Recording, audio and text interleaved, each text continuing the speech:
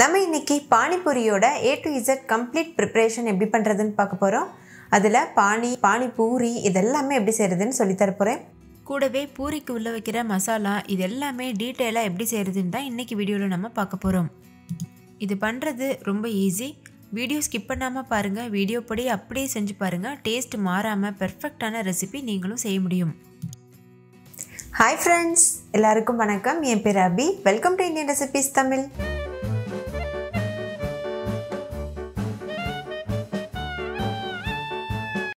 First நம்ம பூரி எப்படி செய்கிறதுன்னு பார்க்கலாம். அதுக்கு ஒரு மிக்சிங் பவுலில் ஒரு கிளாஸ் அளவு ரவை எடுத்துக்கோங்க. ரவை வந்து ரொம்ப பொடியான ரவை இருக்கக்கூடாது. நல்ல பெரிய ரவையாக பார்த்து வாங்கி யூஸ் பண்ணணும். பெரிய ரவை யூஸ் பண்ணால் தான் பூரி வந்து நல்லா கிறிஸ்பியாக இருக்கும். இது கூடவே ஒரு கிளாஸ் அளவு மைதா மாவு, தேவையான அளவு உப்பு சேர்த்துட்டு நல்லா கலந்துக்கோங்க. வீட்டில் இருக்க ஏதாவது ஒரு டீ கிளாஸ் எடுத்துக்கோங்க. அதில் நான் சொல்கிற இன்க்ரீடியண்ட் எல்லாமே அளந்துக்கோங்க.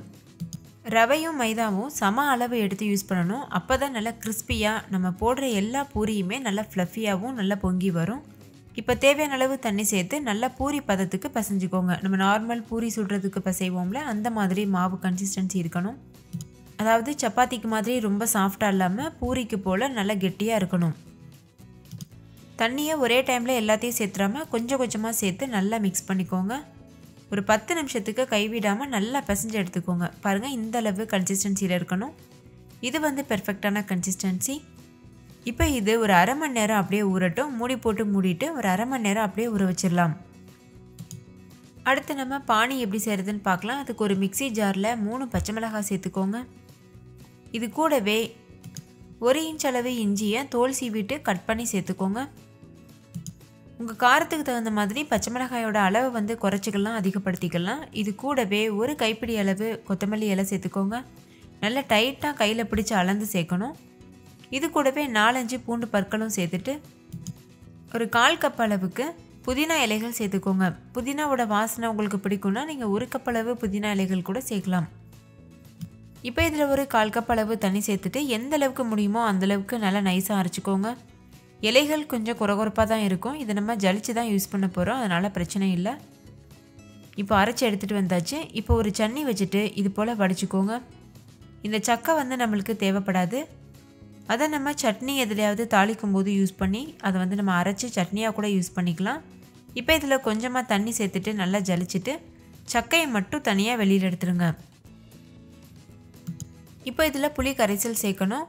ஒரு சின்ன சைஸ் நெல்லிக்காய் அளவு புளியை எடுத்து அரை மணி நேரம் தண்ணியில் ஊற வச்சுருந்தேன். அதை கரைச்சிட்டு இப்போ வடிகட்டி சேர்த்துருக்கேன். இது கூட தேவையான அளவு தண்ணி சேர்த்துட்டு 1 டீஸ்பூன் மிளகாத்தூள், 1/4 டீஸ்பூன் மஞ்சள் தூள், 1 டீஸ்பூன் சீரகத்தூள், 1 டீஸ்பூன் அளவு கரம் மசாலா, 1 டீஸ்பூன் மல்லித்தூள், கூடவே பிளாக் சால்ட் ஒரு அரை டீஸ்பூன் அளவு சேர்த்துக்கோங்க.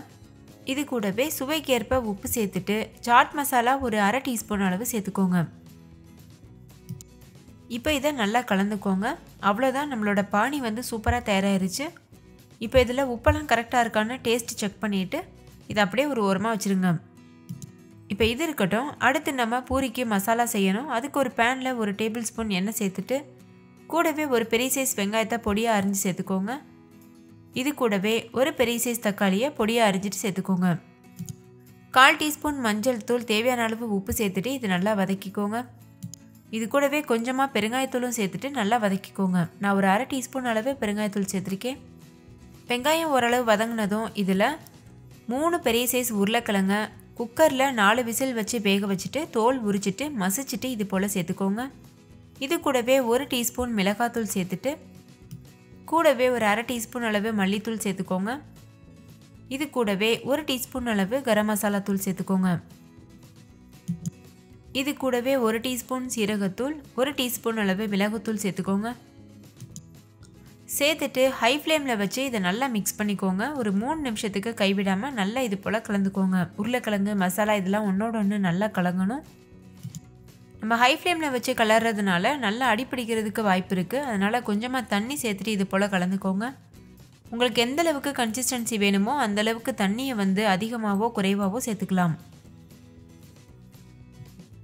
இப்போ 3 நிமிஷம் ஆயிடுச்சு. பச்சை வாசனைலாம் போயிடுச்சு. கடைசியாக இதில் கொஞ்சமாக கொத்தமல்லி இலைகள் தூவிட்டு நல்லா மிக்ஸ் பண்ணிவிட்டு ஸ்டவ் ஆஃப் பண்ணிவிட்டு இதை அப்படியே ஒரு ஓரமாக வச்சுருங்க. பாருங்கள், இந்த கன்சிஸ்டன்சி வந்து நல்ல பெர்ஃபெக்டான கன்சிஸ்டன்சியாக இருக்கும். இது நம்ம ஆற வைக்கும்போது இன்னும் கொஞ்சம் கெட்டியாகும். அதனால் இந்த ஸ்டேஜ்லேயே ஸ்டவ் ஆஃப் பண்ணிவிட்டு ஒரு ஓரமாக வச்சுருங்க. இப்போ நம்மளோட மாவும் நல்லா அரை மணி நேரம் ஊறி இருக்கு. இதை மறுபடிக்கும் ஒரு நிமிஷத்துக்கு கை வச்சு நல்லா பிசைஞ்சு எடுத்துக்கோங்க. இப்போ இந்த மாவில் இருந்து ஒரு சின்ன உருண்டை எடுத்து உருட்டிக்கோங்க. நம்ம சப்பாத்திக்கெலாம் திரட்டுவோம்ல, அந்த மாதிரி திரட்ட போகிறோம். அதுக்கு ஒரு பூரி கட்டையில் கொஞ்சமாக வரமாவு தூவிக்கோங்க. நான் கோதுமை மாவு தான் தூவியிருக்கேன். இது மேலே நம்ம உருட்டி வச்சுருக்க மாவை வச்சுட்டு நல்லா திரட்டிக்கணும். இதோட திக்னஸ் வந்து 1/4 இன்ச்சுக்கும் கொஞ்சம் கம்மியாக இருக்கணும்.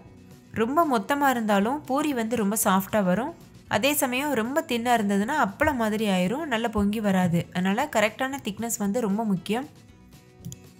இப்போ பாருங்கள், இதை திரட்டி எடுத்தாச்சு. இதோட திக்னஸ் பாருங்கள், இந்த மாதிரி இருக்கணும். இப்போ நம்ம இதை சின்ன சின்ன வட்டங்களாக கட் பண்ணி எடுத்துக்கலாம். அதுக்கு நம்ம வந்து ஒரு டப்பா மூடி இல்லைனா இது போல் குக்கி கட்டர் வச்சு கட் பண்ணிக்கலாம். நான் வந்து குக்கி கட்டர் யூஸ் பண்ணி நல்லா இது போல் கட் பண்ணிக்கிறேன்.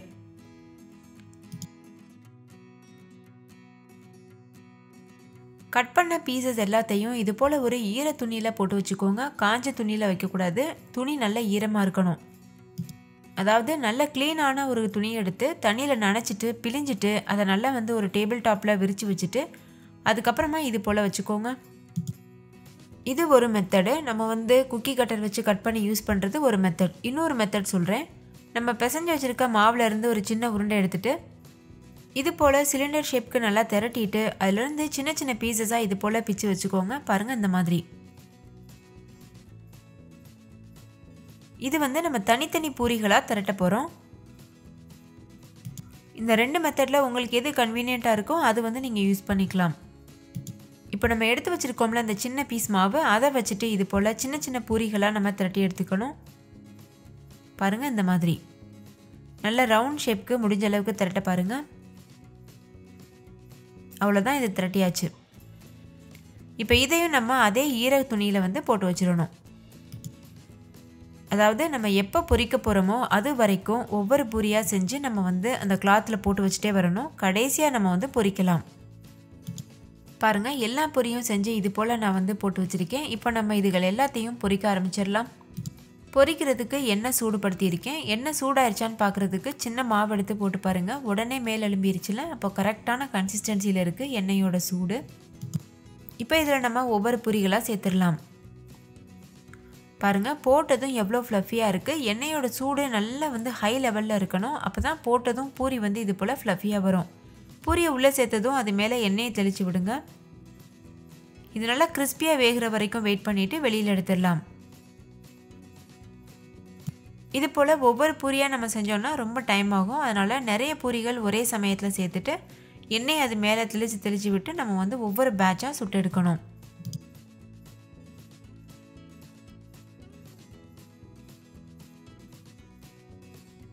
பாருங்கள், நிறைய பொரிகள் ஒரே சமயத்தில் பொரிச்சு எடுத்தாச்சு. எல்லாமே நல்லா ஃப்ளஃபியாக வந்திருக்கு. நல்லா பார்க்குறதுக்கே தெரியும், அவ்வளோ கிறிஸ்பியாகவும் இருக்குது. இதே போல் மீத இருக்க எல்லா மாவுலையும் நம்ம பூரிகள் சுட்டு வெளியில் எடுத்து வச்சிடலாம். பூரி ஃப்ளஃபியாக வர்றதுக்கு நம்ம 2 முக்கியமான டிப்ஸ் வந்து ஃபாலோ பண்ணணும். ஒன்று வந்து எண்ணெய் நல்லா சூடாக இருக்கணும். இன்னொரு டிப் வந்து நம்ம பூரி தேய்ச்சி எடுக்க ஒரு ஈர துணியில் போட்டு வச்சுட்டே வரணும். இது 2 டிப்பையும் நீங்கள் ஃபாலோ பண்ணுங்கள். கரெக்டாக இதே போல் ஃப்ளஃபியான பூரி வந்து உங்களுக்கு கிடைக்கும். இப்போ எல்லா பூரிகளும் செஞ்சு வச்சாச்சு. இது எவ்வளோ கிறிஸ்பியாக இருக்குது நீங்களே பாருங்கள். அவ்வளோ முறுமுறுப்பாக இருக்கும். இப்போ இதை நம்ம சர்வ் பண்ணுறதுக்கு ரெடியாக இருக்குது. பூரியை இது போல் சின்ன ஹோல் போட்டு உடைச்சிட்டு அதுக்கப்புறமா உள்ளே கொஞ்சமாக கிழங்கு வச்சுட்டு அது உள்ளே நம்ம செஞ்சு வச்சுருக்க பானி ஊற்றிட்டு நம்ம சர்வ் பண்ணலாம். அவ்வளோ டேஸ்டியாக அப்படியே நம்ம கடைகளில் சாப்பிட்றது போல் இருக்கும். வீட்டில் சாப்பிட்றதுனால நல்லா திருப்தியாகவும் சாப்பிடலாம்.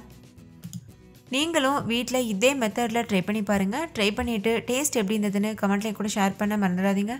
இந்த வீடியோ உங்கள் எல்லாருக்கும் ரொம்ப பிடிச்சிருக்கும்னு நம்புகிறேன். பிடிச்சிருந்தால் லைக் பண்ணுங்கள். உங்கள் ஃப்ரெண்ட்ஸ் கூட நிறைய ஷேர் பண்ணுங்கள். ஸோ அவங்கள பார்த்து பயன்பெறட்டும். இன்னொரு சூப்பரான ரெசிபியோடு நான் உங்களை சந்திக்கிறேன். Thank you, bye bye.